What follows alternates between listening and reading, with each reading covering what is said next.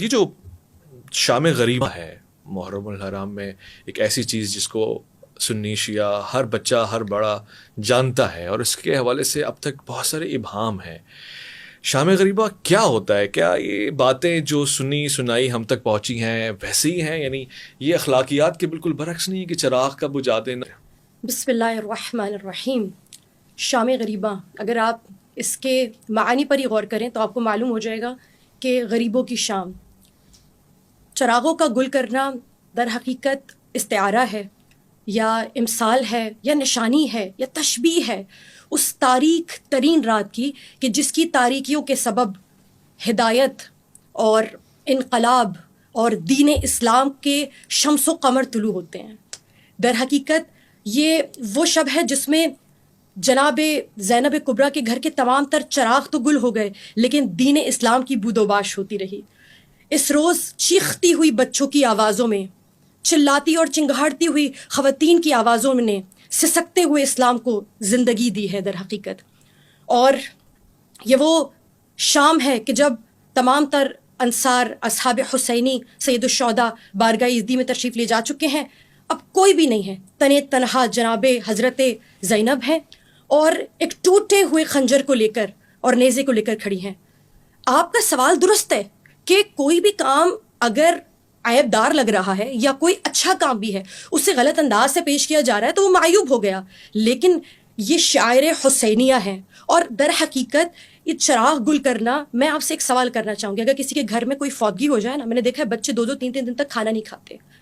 اور نہ صرف یہ عام انسان کی سائیکی ہے، فطرت ہے، وہ کہتا ہے میرے والدین آج پہلی رات ہے قبر میں تنہا ہوں گے، میں اپنے گھر کے چراغ کیسے روشن کروں.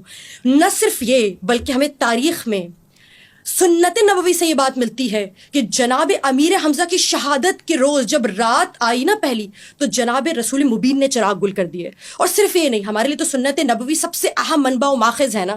اس کے بعد ہم کہتے ہیں ابن عساکر نے تاریخ میں درج کیا ہے، وہ یہ کہتا ہے، اور اس کے علاوہ بہت سے سیرت نگاروں نے لکھا ہے کہ جب جناب رسول اللہ صلوات اللہ علیہ وآلہ وسلم کی شہادت ہوتی ہے نا تو مدینے والوں نے کتنے دن تک اپنے گھروں میں چراغ روشن نہیں کیے. اچھا جی، وہ یہ کہتے تھے کہ اب ان چراغوں کا کیا فائدہ جب چراغ ہدایت بجھ گیا. اب اس چراغ کا کیا فائدہ، ہماری آنکھیں دیکھے تو کس کو دیکھے کہ یہ آنکھیں کسی دیدار کی، کسی کو دیکھنے کے لائق نہیں رہیں. تو یہاں سے تو معلوم ہوا کہ یہ کوئی بدعت نہیں ہے.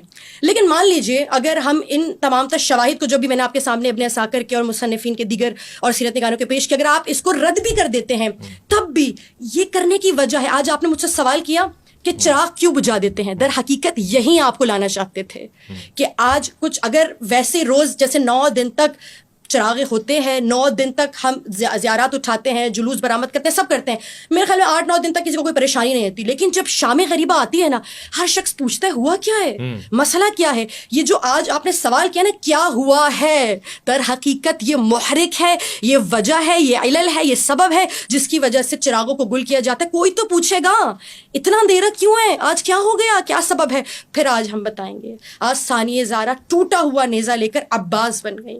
آج ثانیہ زہرا اپنے سامنے روایات کہتی ہیں، یہ تو ہم نے سنا ہے کہ ابن زیاد نے حکم دیا اور عمر سعد نے حکم دیا اور اس وقت تمام تر خیام کو جلا دیا گیا.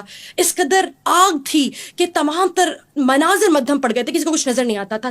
نہ صرف یہ، میں آپ کو بیان کروں کتنے ہاشمیات، علویات، بچے اس دن بچیاں ماری گئیں. روایت کہتی ہے کہ جب تیزی سے آگ لگائی گئی اور خیام کو جلایا گیا تو اس وقت بچے دوڑے، اور بچے دوڑ کے جب مقتل میں چلے تو تمام تر بہت سارے بچے ایسے تھے جو گھوڑوں کی ٹاپوں کے نیچے آ گئے. روایت کہتی جناب زینب عالیہ بھاگی، کبھی کسی گھوڑے کی ٹاپ سے کسی بچے کو نکالتی، کبھی روایت کہتی 9 بچیاں تھیں جنہیں شام غریبہ کے روز اندھیرے میں جناب زینب نے خیموں کی جلتی آگ کی روشنی میں جناب زینب نے قبریں کھودی اور انہیں دفن کر دیا. ان کا تذکرہ کوئی نہیں کرتا. آج آپ نے سوال کیا تو یہ تذکرہ نکل کر آیا.